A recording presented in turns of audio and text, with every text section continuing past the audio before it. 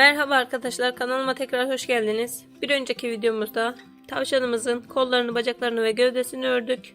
Bu videomuzda da kafasını öreceğiz. İsterseniz hemen başlayalım. Tavşanımızın kafasıyla devam ediyoruz arkadaşlar. Sihirli halkamı yapıyorum. Halkamın içine 6 sık iğne yapıyorum.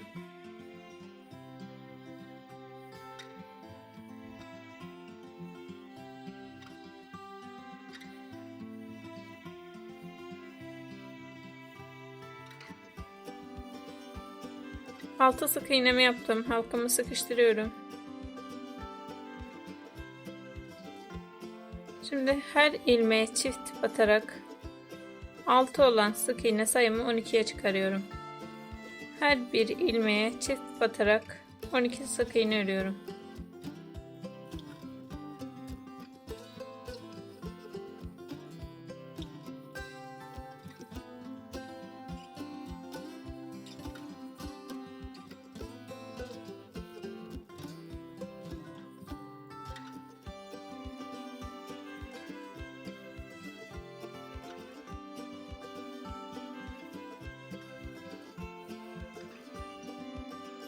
Her ilmeğe çift batarak 12 sık iğne ördüm arkadaşlar.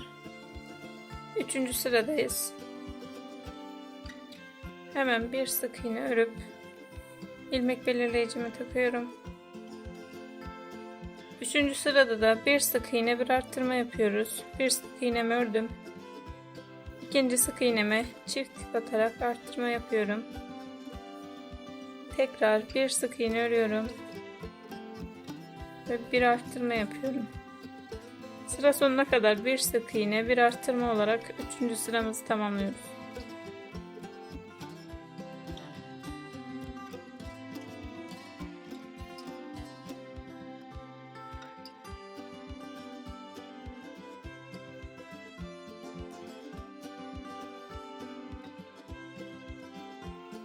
Üçüncü sıramı tamamladım arkadaşlar.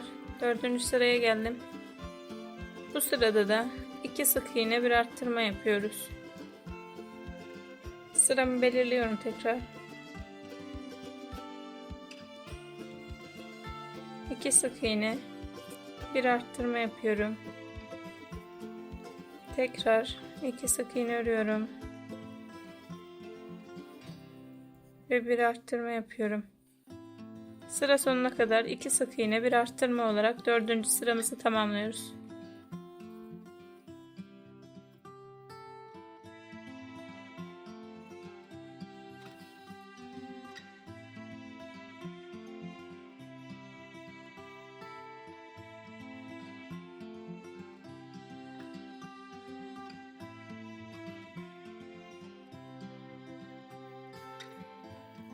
İki sık iğne bir arttırma olarak bu sıramı da tamamladım arkadaşlar. Sıra sonunda toplam 24 sık iğnemiz olması gerekiyor.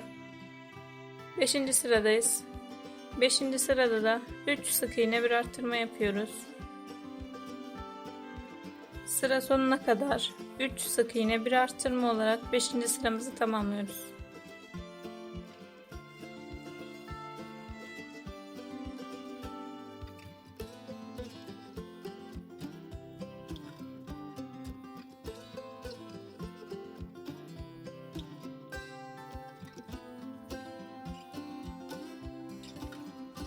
Üç sık iğne bir arttırma olarak sıramı tamamladım. Bu sıra sonunda da toplam 30 sık iğnem oldu arkadaşlar. 6. sıradayım.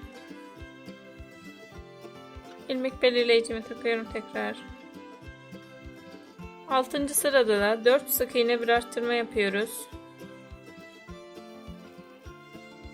4 sık iğnemi ördüm, bir arttırma yapıyorum. Tekrar 4 sık iğne bir arttırma yapıyorum. Bu şekilde sıra sonuna kadar 4 sık iğne bir arttırma olarak bu sıramı da tamamlıyorum.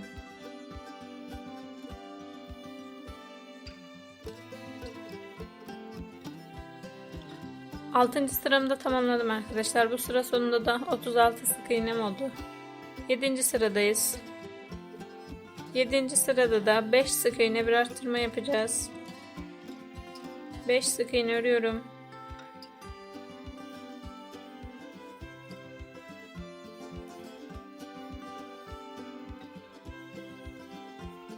5 sık iğnemi ördüm. Bir arttırma yapıyorum. Sıra sonuna kadar 5 sık iğne bir arttırma olarak sıramı da tamamlıyorum.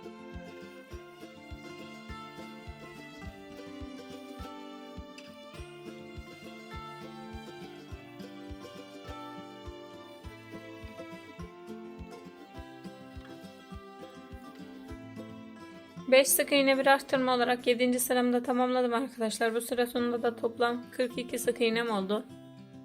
8. sıradayız. 8. sırada da 6 sık iğne bir arttırma yapıyoruz. Hemen 6 sık iğnemi örüyorum.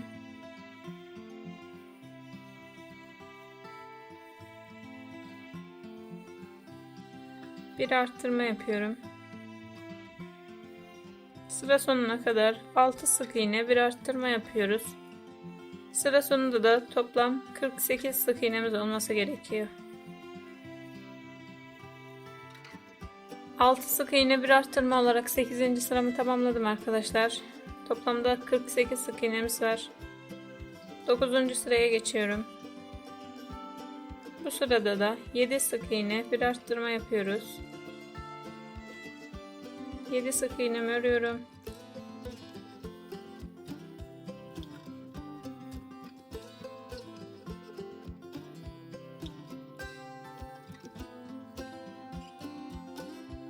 Yedi sık iğne ördüm. Bir arttırma yapıyorum. Sıra sonuna kadar 7 sık iğne bir arttırma olarak 9. sıramızı da tamamlıyoruz.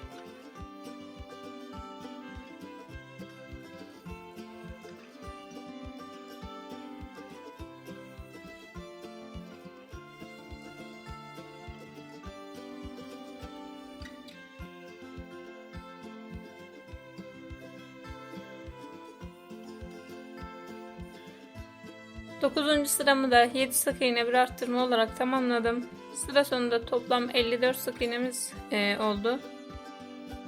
10. sıradayız arkadaşlar. 10. sıra dahil 18. sıra dahil toplam 9 sıra boyunca her bir ilmeğe bir ilmek örüyoruz. Arttırma yapmadan 9 sıra boyunca düz örüyoruz arkadaşlar. Bu şekilde arttırma yapmadan her bir ilmeğe bir kez batarak 9 sıra boyunca 54 sık iğnemizi tekrarlıyoruz.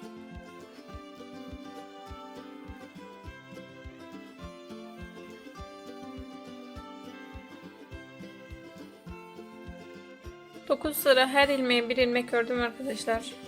19. sıradayız. Bu sırada tavşanımızın yanak kısmını yapacağız. O yüzden sık iğnelerde değişiklik yapacağız. Yani arttırma, azaltma yerleri farklı olacak.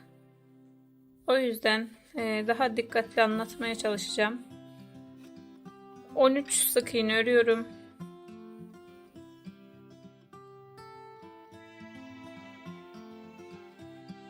İlmek belirleyicimi taktım. 13 sık iğne örüyorum.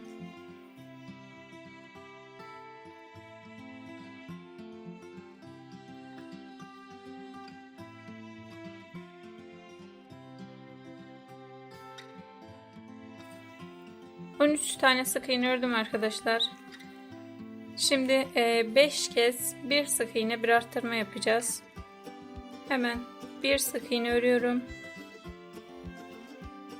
Bir arttırma yapıyorum. İkinci kez bir sık iğne bir arttırma yapıyorum.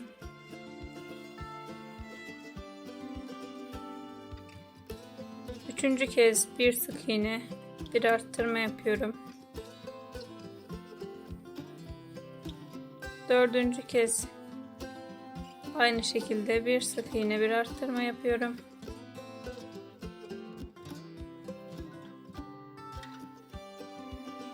Ve 5. kez bir sık iğne bir arttırma yapıyorum.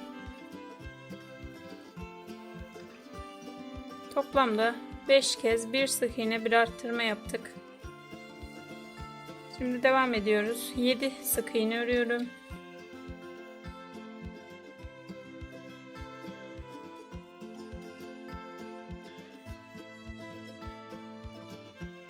7 sık iğne ördüm arkadaşlar. Şimdi 5 kez bir arttırma, bir sık iğne yapacağız. 7 sık iğnemi ördüm, bir arttırma yapıyorum ve bir sık iğne yapıyorum. İkinci kez bir arttırma yapıyorum, bir sık iğne ve üçüncü kez bir arttırma, bir sık iğne, dördüncü kez bir arttırma, bir sık iğne ve beşinci kez bir arttırma, bir sık iğne yapıyorum. Toplamda 5 kez bir arttırma, bir sık iğne yaptım. Şimdi sıra sonuna gelene kadar 14 sık iğne örüyorum.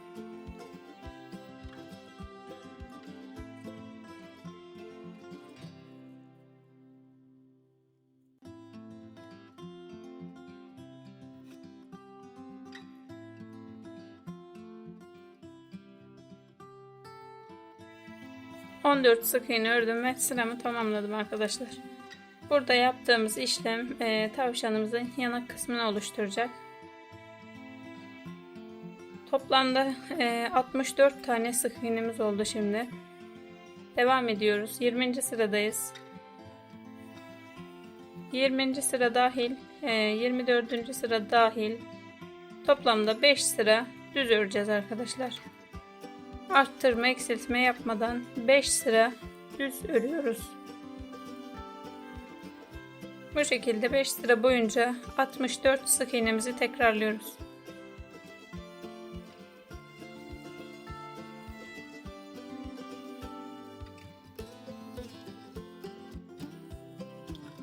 Beş sıra her ilmeğe bir ilmek ördüm arkadaşlar. Şimdi kilitli gözleri takacağım. Bunun için ortadan katlıyorum. Şurası sıra başım. Bu ortaya gelecek şekilde katlıyorum.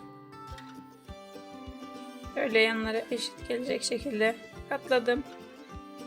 Daha sonra bir kez daha ortadan katlıyorum.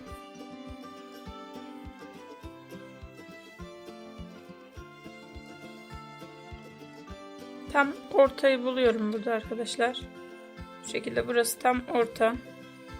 Şimdi yukarıdan 18 sıra sayıyorum.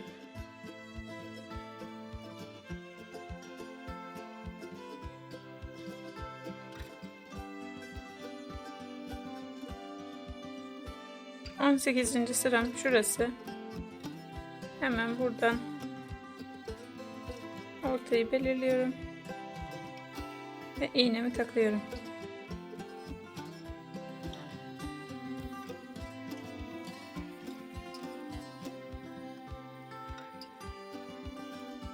Tam ortayı buldum arkadaşlar. Şöyle sık iğnelerin yanındaki boşluklara değil, tam sık iğneye iğnemi batırıyorum. Daha sonra gözlerin yerini belirlemek için 4 sık iğne yana sayıyorum. Şöyle şurası. 4 sık iğne de diğer tarafa sayıyorum arkadaşlar.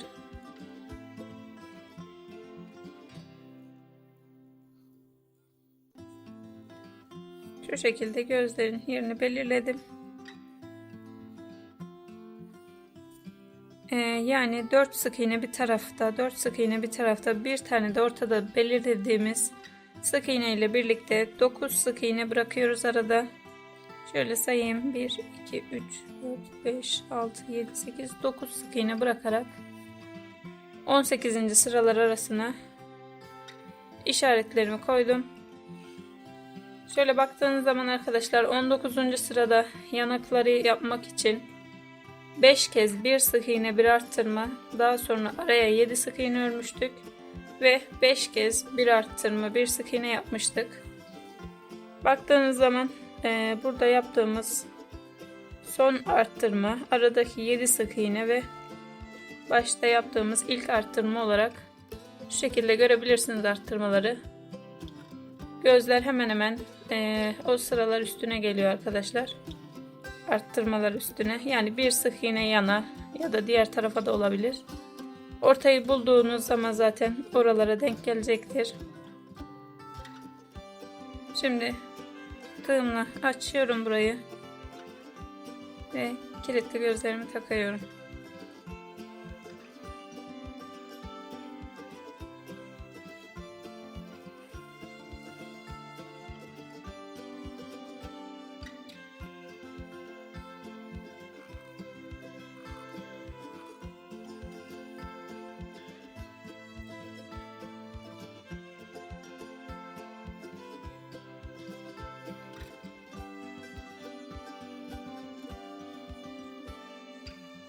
Diğer tarafı da arkadaşlar aynı şekilde tığımla açacağım ve gözü takacağım. Ben 10 milimetre çapında göz kullanıyorum arkadaşlar. Kullandığınız bu göz numarasını kullandığınız ipe göre değiştirebilirsiniz. Bu şekilde diğer gözü de takıyorum hemen.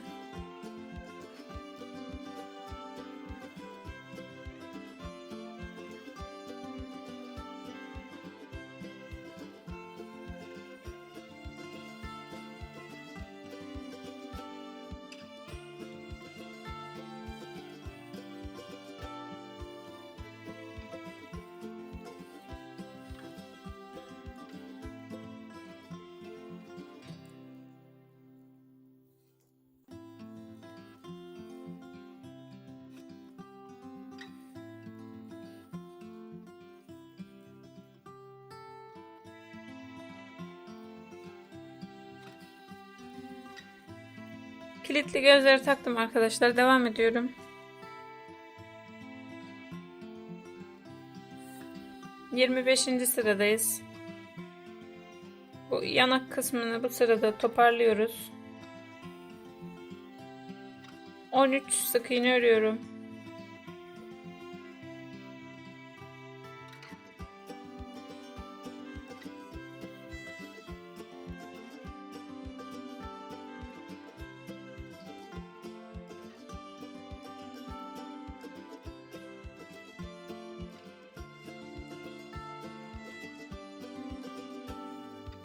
Sık iğne ördüm arkadaşlar. Şimdi 5 kez bir sık iğne, bir azaltma yapacağız. Bir sık iğne yaptım. Bir azaltma yapıyorum. İkinci kez bir sık iğne, bir azaltma yapıyorum. Üçüncü kez bir sık iğne, bir azaltma.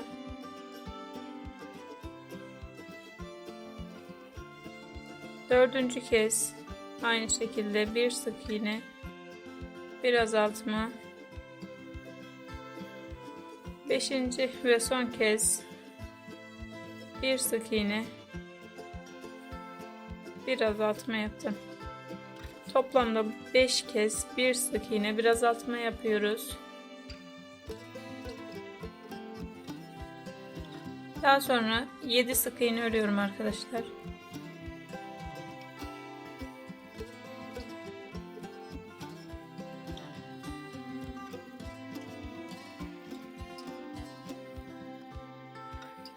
Sık iğne ördüm.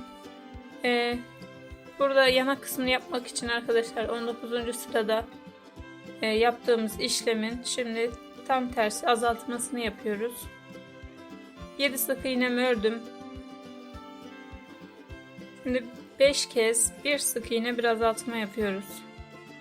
Birinci kez bir sık iğne, bir azaltma yaptım. Tekrar ikinci kez bir sık iğne, bir azaltma. Üçüncü kez bir sık iğne, bir azaltma. Dördüncü kez bir sık iğne, bir azaltma.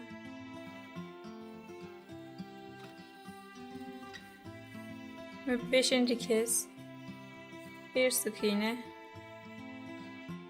bir azaltma yaptım. Şimdi sıra sonuna kadar kalan 14 sık iğnemi örüyorum.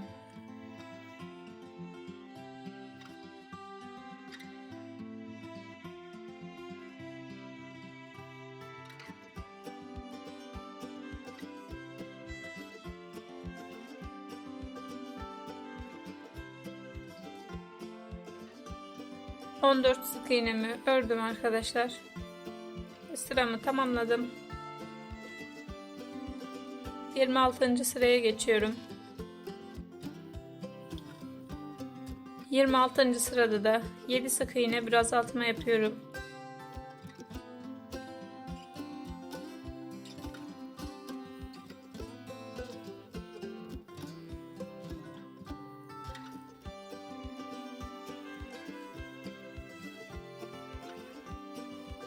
Yedi sık iğne ördüm. Bir azaltma yapıyorum. Tekrar 7 sık iğne bir azaltma yapıyoruz.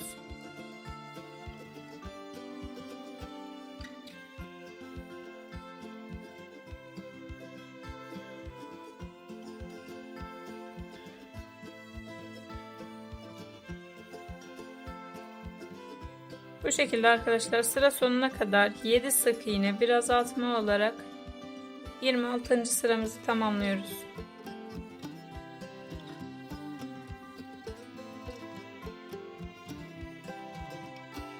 ...26. sıramı tamamladım arkadaşlar. Sıra sonunda 48 sık iğnem kaldı. 27. sıradayım. Bu sırada da 6 sık iğne bir azaltma yapıyoruz. 6 sık iğne bir azaltma yapıyorum.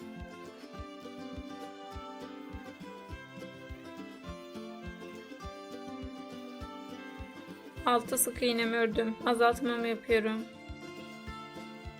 Tekrar 6 sık iğne bir azaltma olarak bu sıramızı da tamamlıyoruz arkadaşlar. Sıra sonuna kadar 6 sık iğne bir azaltma olarak 27. sıramızı da tamamlıyoruz.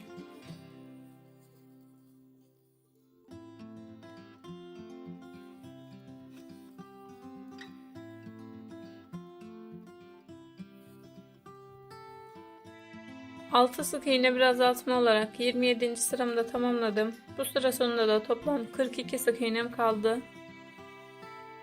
28. sıraya geçiyoruz. Bu sırada da 5 sık iğne bir azaltma yapacağız. 5 sık iğnemi örüyorum.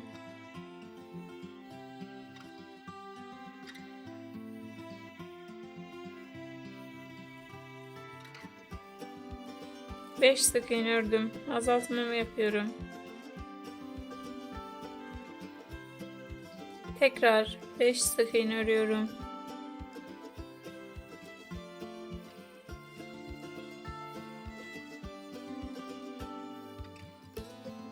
Bir azaltmamı yapıyorum.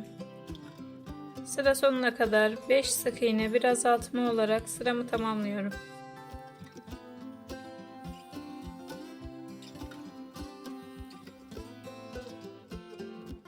...28. sıramı da tamamladım arkadaşlar. Bu süre sonunda da toplam 36 sık iğnem kaldı. 29. sıradayım. Bu sırada da 4 sık iğne bir azaltma yapacağız. 4 sık iğnemi örüyorum.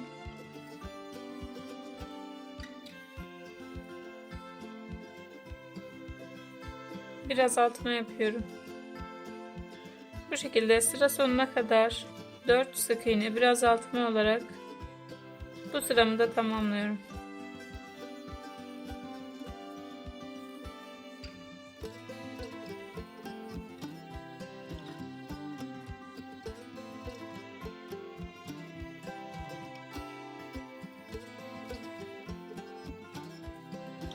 ...29. sıramı da tamamladım arkadaşlar. Toplam sık iğne sayım 30 kaldı şu an. 30. sıradayım. Bu sırada da 3 sık iğne bir azaltma yapıyoruz. 3 sık iğne bir azaltmamı yapıyorum.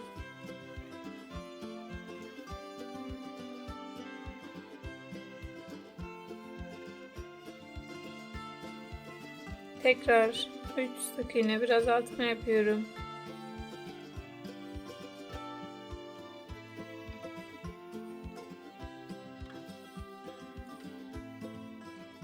Bu şekilde sıra sonuna kadar 3 sık iğne bir azaltma olarak 30. sıramızda tamamlıyoruz.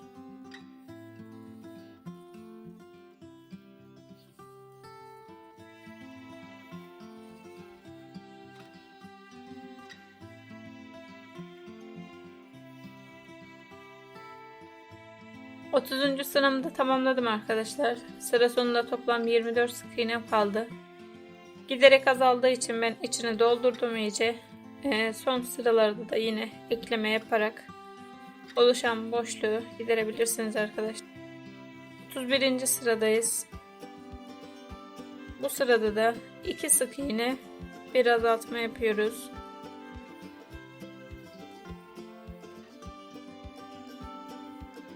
Sıramı belirliyorum tekrar. 2 sık iğne yapıyorum.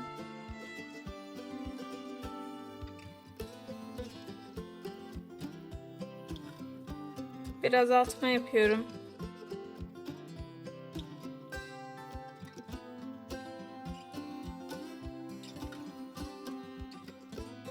Tekrar 2 sık iğne yapıyorum. Bir azaltma yapıyorum.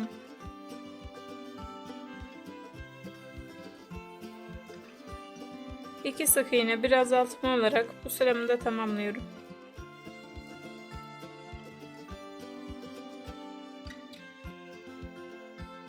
İki sık iğne bir azaltma olarak 31. sıramı tamamladım. Bu sıra sonunda da toplam 18 sık iğnem kaldı. 32. sıradayım. Bu sırada da bir sık iğne bir azaltma yapacağız. Bir sık iğnemi yaptım. Bir azaltma yapıyorum.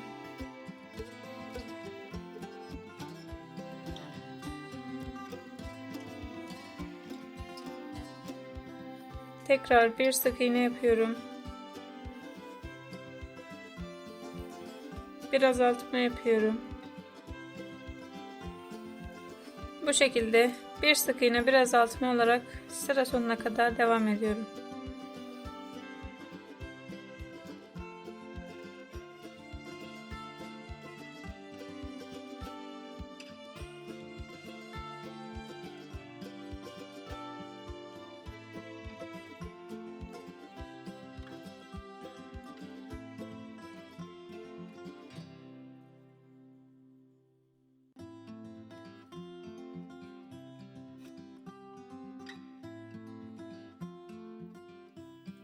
Bir sık iğne bir azaltma olarak sıramı tamamladım arkadaşlar.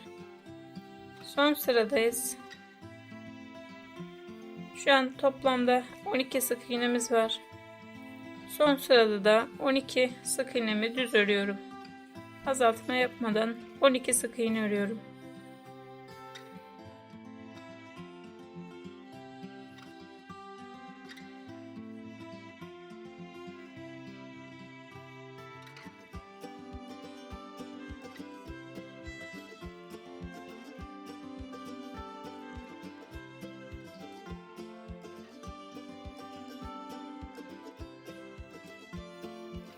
On iki sık iğne ördüm arkadaşlar. Bir sonraki sık iğneme batıyorum. İpimi alıp ilmek kaydırma yapıyorum. Bir zincir çekip ipimi dikmek için pay bırakıp koparıyorum.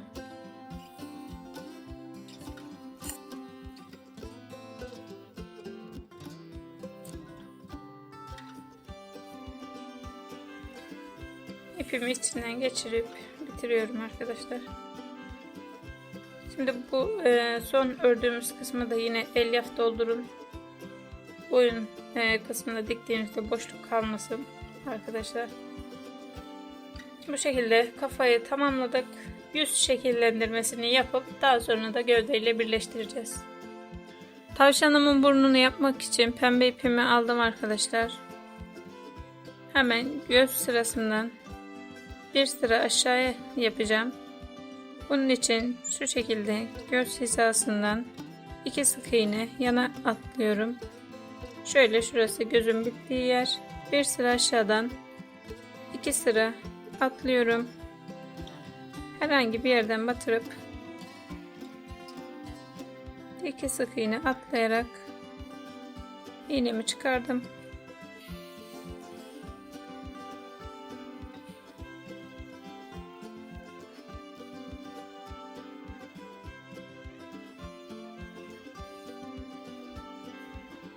Şimdi 4 sık iğne atlıyorum. İğnemi batırdım. İpimin olduğu yerden çıkarıyorum.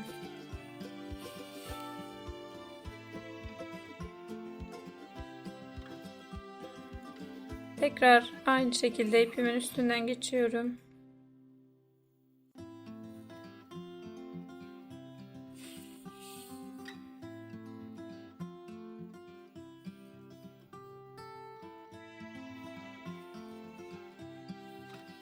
Bir kez daha geçiyorum arkadaşlar. Bu sefer tam ilmeklerimin arasından ortadan çıkarıyorum. Yani 4 sık iğne atlamıştık. Şöyle 2 sık iğne atlayıp ortadan ipimi çıkarıyorum.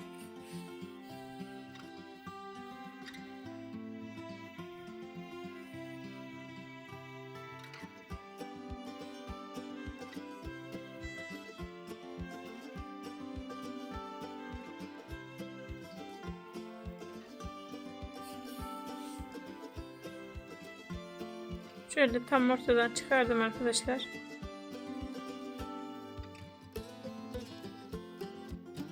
Üç sıra atlıyorum. İpim düz gelecek şekilde 3 sıra atlayıp iğnemi batırdım. Herhangi bir yerden çıkarıyorum.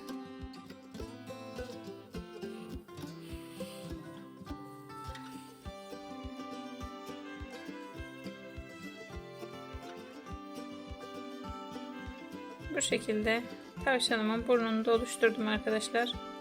Şimdi bu ipime düğüm atıp içeride kaybedeceğim.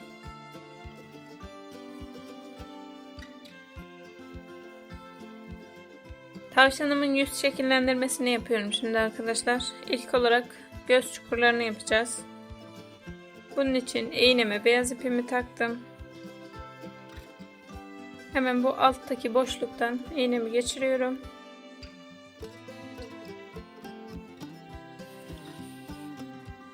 Bu göz hizasına geleceğiz arkadaşlar. Bunun için ipimi herhangi bir yerden çıkardım. Tekrar aynı yerden batırıyorum.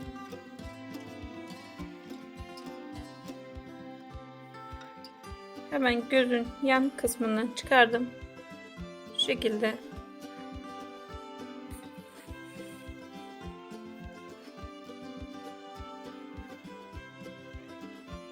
Diğer taraftan hemen karşısındaki yere şöyle gözün yan kısmından batırıyorum.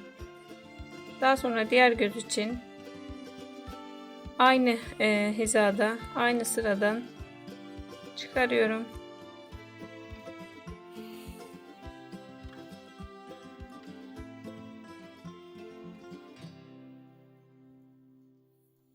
Yine aynı şekilde tam hizasından batırıyorum ve daha sonra alttan çıkarıyorum arkadaşlar.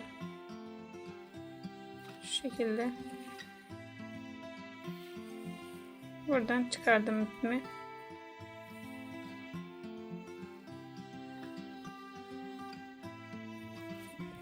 Şimdi bu iplerimin ikisini çekiyorum. Hemen burada yaptığımız iplerde gözlerin alt kısmına gelecek şekilde iplerimin iki ucunu da çekiyorum. Göstereyim, hemen şöyle göz çukuru oluşuyor. Burada hafif bir çukur oluşturacağım ben arkadaşlar. Bu tamamen isteğe bağlı bir durum. İsterseniz daha çok ya da daha az da yapabilirsiniz. Hafif bir göz çukuru oluşturup iplerimi sıkıca bağlıyorum.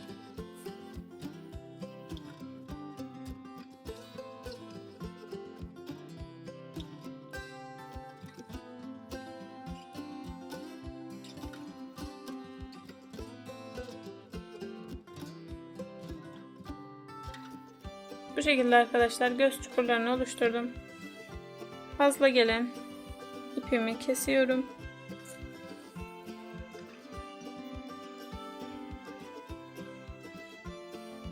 Diğer iplerimi de içeri atıyorum.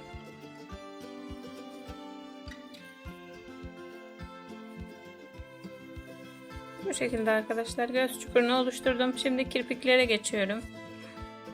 Kirpikler için de siyah dikiş ipimi iğneme taktım arkadaşlar. Hemen herhangi bir yerden batırıyorum iğnemi. Şurası bizim gözümüzün bittiği yer. Hemen oradan 2 sıra aşağıdan gözün yan kısmından iğnemi çıkarıyorum.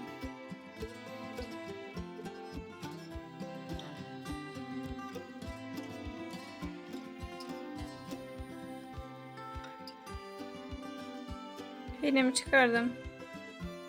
Şöyle çapraz gelecek şekilde 2 sıra yukarıya çıkıyorum. Şu şekilde.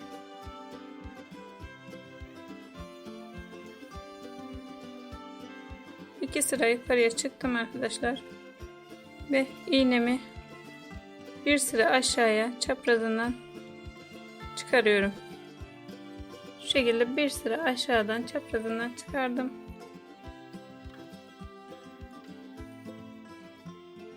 Daha sonra yine aynı yere batıyorum.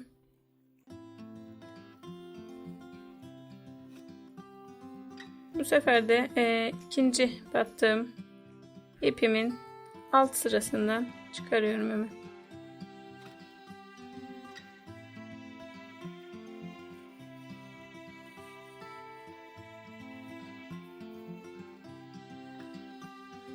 Bu ipimi de tekrar aynı yere batarak üçüncü kirpiğimi oluşturuyorum. Diğer kirpik için diğer tarafa geçiriyorum iğnemi.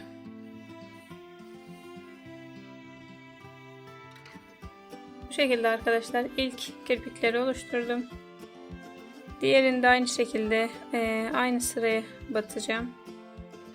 Gözün hemen yan kısmından batırıyorum.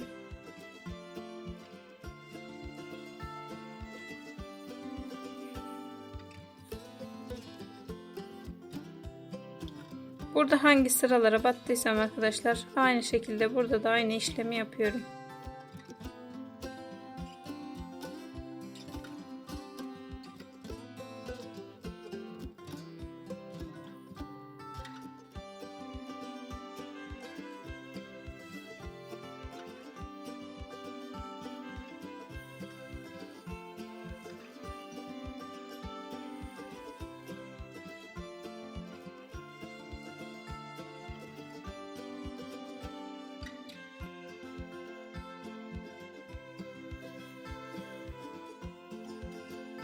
Diğer kirpiği de aynı ölçülerde yaptım arkadaşlar. Aynı sıralara batarak yaptım. Şimdi bu ipleri içeride kaybedeceğim.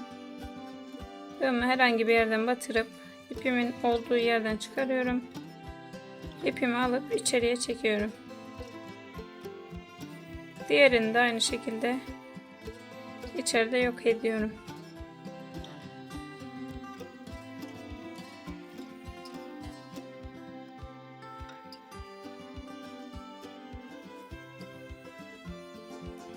Bu videomuzda tavşanımızın kafasını ördük arkadaşlar. Bir sonraki videoda kulaklarını örüp birleştirmesini yapacağız. Bir sonraki videoda görüşmek üzere. Hoşça kalın.